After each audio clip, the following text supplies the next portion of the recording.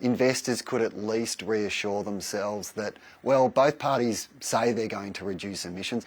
So if we make the investments, we can at least say, hey, you've made a promise, you need to deliver on it, and there would be some level of hope that that the Liberal Party would need to do something reasonable to support green technology investments. But now I think there would be a great degree of nervousness.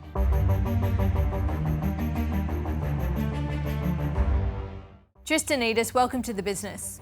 Thank you. What's your reaction to the Liberal Party's decision to dump the net zero by 2050 emissions reductions target? Well, it looks like they used to have a fig leaf for a climate policy. Now they've thrown that away and they look pretty naked.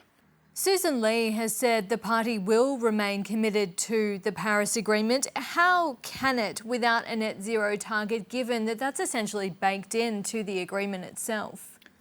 Look, they can pretend they're committed to the Paris Agreement, but it's quite clear the Paris Agreement says we've got to limit global warming well below 2 degrees, and the science says, and in fact most world leaders say, that equals net zero by 2050, certainly for developed wealthy countries like Australia.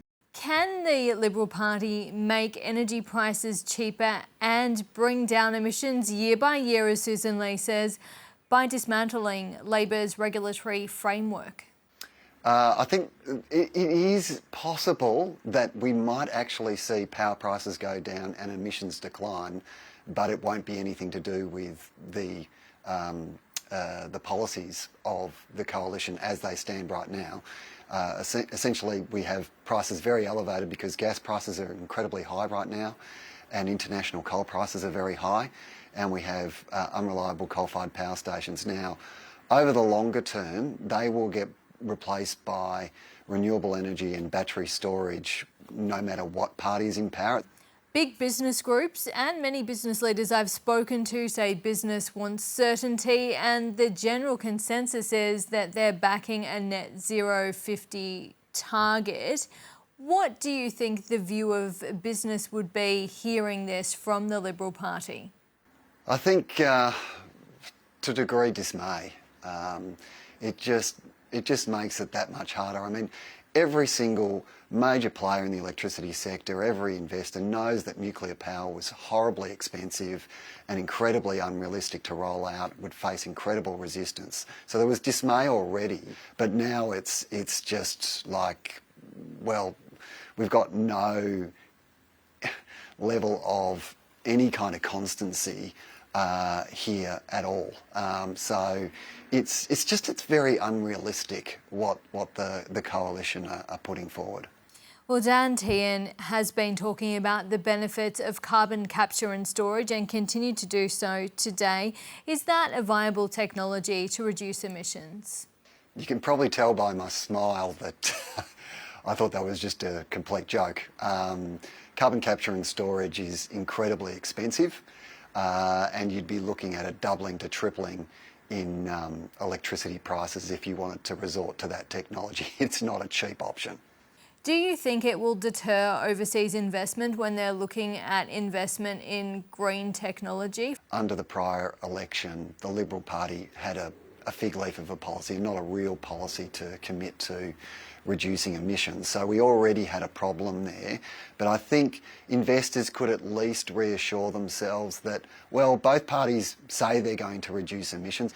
So if we make the investments, we can at least say, hey, you've made a promise, you need to deliver on it, and there would be some level of hope that that the Liberal Party would need to do something reasonable to support green technology investments. But now I think there would be a great degree of nervousness. Tristan, Edis, thank you so much. Thanks. Sanjeev Gandhi, welcome to the business. Thank you, Alicia. It's good to be here. Orica has ambitions to achieve net zero emissions by 2050, contingent on effective government policy framework and supportive regulation, among other things. How disruptive is the coalition dumping the net zero target to your ambition? Yeah, well, we're talking of 2050, Alicia, and it's a transition, so it's going to be bumpy, it's going to be volatile, it's a long, long way away. The good news for Orica is that we started on this journey already in 2017, 2018, before regulation came into Australia with a safeguard mechanism. And we're well advanced here. We are one of the 215 heavy emitters in the country. And we've done our bit in terms of decarbonizing our operations. And what businesses always like is predictability in policy.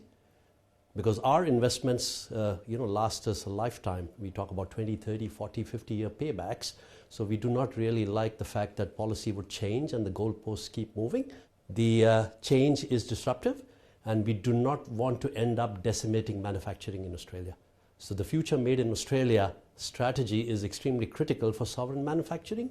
And during the transition, we need support from the government in terms of competitive gas pricing, competitive electricity pricing, so we continue to manufacture in the country. And then you leave it to the manufacturers to find smart ways with technology and investment to continue to decarbonize their operations. That is a very, very critical nuance we should not forget here. Can walking away from net zero by 2050 bring down energy prices? Well, that's questionable. I think what you really need to address the energy impacts in this country, and my belief is that the high gas prices and the high electricity prices are a major contributor to inflation in this country, because they pass through the entire value chain and they impact every aspect of our life. So we need to address the gas price mechanism. We need to address, and the government is doing this. So they are reviewing at the moment. We have submitted our own submissions. We need to have a more equitable discussion. This will and should include reservation, for example, on the East Coast. I mean, it's a policy that works very well in Western Australia. Why not adopt this right away on the east coast of Australia?